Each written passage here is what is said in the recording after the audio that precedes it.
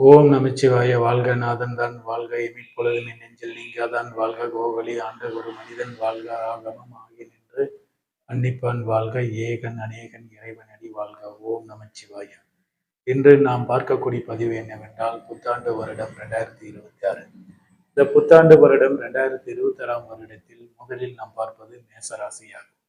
இந்த மேசராசிக்காரர் அன்பர்களுக்கு இயற்கையாகவே முன்கோபமும் அன்பும் கருணையும் தயாள குணமும் கொண்டவர்களாகத்தான் இருப்பார்கள். இவர்கள் மேசராசிக்காரர் அன்பர்கள் இயற்கையாகவே அவர்களுடைய சொந்தம் என்பது தன்னுடைய இரத்த வழி சொந்தங்களினால் ஒரு ஏமாற்றமான வாழ்க்கையாகப்பட்டது வாழக்கூடிய ஒரு சூழ்நிலைகள் தான் இவர்களுக்கு உருவாகி பிற்காலில் இவர்கள் தெளிவடைந்து சொந்தத்தினால் வந்த ஒரு ஏமாற்றங்கள் அத்தனையும் சிந்தித்து பிற்கூறு வாழ்க்கையில் திறம்பட செயல்படக்கூடிய அன்பர்களாகத்தான் மேசராசிக்காரர் அன்பர்கள் இருப்பார்கள். இவர்களுடைய வாழ்நாளில் எந்த ஒரு காரியங்கள் செய்வதாய் இருந்தால் மேசராசிக்கு அதிபதி ஸ்ரீ முருகப்பெருமானாகும். இந்த முருகப்பெருமானை அனுதினமும் வழிபட்டு இல்லை என்றால் செவ்வாய்க்கிழமை கார்த்திகை விரதம் சஷ்டி விரதங்கள் கடைபிடித்து வந்தார்கள் என்றால் இவர்களுடைய வாழ்நாளில் அபரிவிதமான முன்னேற்றங்கள் இவர்களுடைய வாழ்நாளில் தேடி வரும். இந்த புத்தாண்டு வருடத்தில் முதலில் நாம் இன்று பார்ப்பது இந்த மேசராசிக்காரர் நண்பர்களுக்கு வரக்கூடிய மார்ச் மாதம் சனி பெயர்ச்சிக்கு பிற்கூறி இவர்களுடைய ராசிக்கு விரயச்சனி பகவான் ஆரம்பிக்கிறார். இந்த விரயச்சனி என்பது இவர்களுடைய ராசியில் ஜூன் 2ஆம் தேதி குரு பயிற்சி வரும் காலகட்டங்கள் வரைக்கும் இவர்கள் கொஞ்சம் சிறிது கவனமாக எச்சரிக்கையாகவும் இருப்பது நன்று. ஜூன் 2ஆம் தேதி வரைக்கும் விரயச்சனையாகப்பட்டது தேவையில்லாத வீண் விரய செலவுகளை உண்டு பண்ணுவார். ஜூன் 2ஆம் தேதிக்கு பிற்கூறு இவர்களுடைய ராசிக்கு 4ஆம் பாவகத்தில் குரு பகவான் உச்சமடைந்து 12ஆம் பாவகத்தில் இருக்கக்கூடிய சனி பகவானை பார்ப்பதனால் சுப விரயங்கள் என்று அழைக்கக்கூடிய மண்மனை வண்டி வாகன யோகங்களும் வெளிநாடு பிரயாணங்களும் திருமண காரியங்களும் எதிர்பார்க்கக்கூடிய பதவி உயர்வுகள் அத்தனையும் தேடித்தரக்கூடிய ஆண்டாகத்தான் இந்த வருடம் அமைய போகிறது.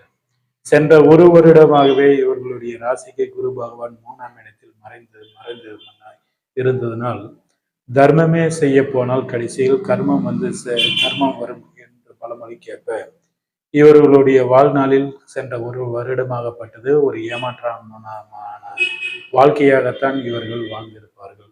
இந்த குரு பெயர்ச்சிக்கு பிற்கூறி இவர்களுடைய ராசிக்கு 8ஆம் பாவகத்தை குரு பார்ப்பதனால் தோல்வி அவமானம் ஏமாற்றம் இத்தனையும் இவர்களுடைய குரு பார்வையினால் 8ஆம் பாவகத்தை குரு பார்வை இதெல்லாம் விலகக்கூடிய ஒரு காலகட்டமாகத்தான் ஜூன் 2ஆம் தேதிக்கு பிற்கூறு இவர்களுடைய ராசிக்கு அமைய போகிறது.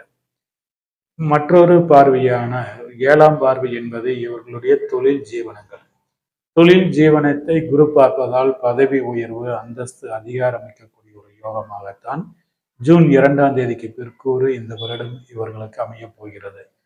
கடந்த ஒரு 3-4 வருடமாகவே இவர்களுடைய தொழில் இருக்கக்கூடிய முடக்கங்களும் ஒரு பதவி உயர்வை எதிர்பார்க்கக்கூடிய காரியங்கள் தொழில் எதிர்பார்க்கக்கூடிய ஒரு வெற்றிகளை அத்தனையும் இந்த ஜூன் 2ஆம் தேதிக்கு பிற்கூறு இவர்களுடைய வாழ்நாளில் சந்திக்கக்கூடிய ஒரு காலகட்டமாகத்தான் தொழில் ஜீவனங்கள் யோக பலன்களை கொடுக்கக்கூடிய ஆண்டாகத்தான் இந்த வருடம் 2026 இவர்களுக்கு அமைய போகிறது. மற்றொரு பார்வையான 9ஆம் பார்வையாகப்பட்டது இவர்கள் ராசிக்கு 12ஆம் இடம் விரய சயன ஸ்தானத்தை குரு பார்ப்பதால் இவர்கள் எதிர்பார்க்கக்கூடிய ஒரு காரியங்கள் சென்ற 1-1.5-2 வருடங்களாகவே ஒரு நிம்மதியான உறக்கம் இல்லாத ஒரு கவலையோட ஒரு வாழ்க்கையாகப்பட்டது வாழ்ந்திருப்பார்கள்.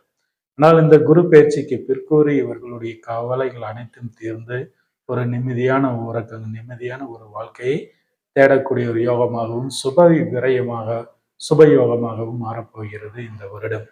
மொத்தத்தில் பார்க்கும் பொழுது இந்த மேசராசிக்காரர் அன்பர்கள் இயற்கையாகவே முன்கோபங்களை குறைத்து கொண்டால் இவர்களுடைய வாழ்நாளில் எதிர்பார்க்கக்கூடிய காரியங்கள் அத்தனையும் சாதிக்கக்கூடிய ஒரு ஆண்டாகத்தான் இந்த வருடம் அமைய போகிறது. இந்த குரு பயிற்சியாகப்பட்டது சனி பயிற்சியாகப்பட்டது இந்த வருடம் பிற்கூறு காலகட்டங்களில் ஒரு முன்னேற்றமான யோக பலன்களை கொடுக்கக்கூடிய யோகங்கள் இருக்கிறது. இருந்தாலும் இவர்களுடைய ஜென்ம ஜாதகம், அதாவது இவர்களுடைய சொந்த ஜாதகத்தில் இவர்களுடைய கர்மாக்கள் என்பது இவர்களுடைய போன ஜென்மத்தில் செய்த பாவங்களும் புண்ணியங்களும், இவர்களுடைய முன்னோர்கள் செய்த பாவ புண்ணியங்களும் எந்த அளவில் இருக்கிறது என்று முடிவு பண்ணக்கூடிய ஒரு சூழ்நிலைகள் இந்த ஜாதகத்தில் தான் தெரியும். நடப்பு திசைகள், நடப்பு மகா திசைகள், ராகு திசை, குரு திசை, சுக்கிர திசையாகப்பட்டது.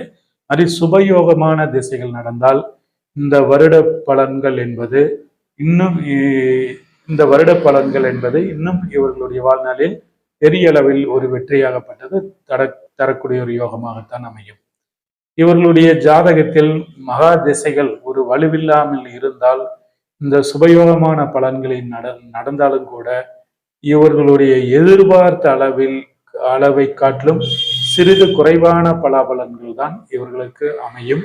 மொத்தத்தில் நாம் பார்க்கும் பொழுது இந்த வருடம் சுபயோகமாகத்தான் இருக்கும். இவர்களுடைய சொந்த ஜாதகத்தில் சுபயோகமான யோக திசைகள் நடந்தால் இந்த யோக திசையும் இந்த குரு பயிற்சியும் சனி பயிற்சியாகப்பட்டது இவர்களுடைய வாழ்நாளில் பெரிய ஒரு வெற்றிகளை கொடுக்கும்.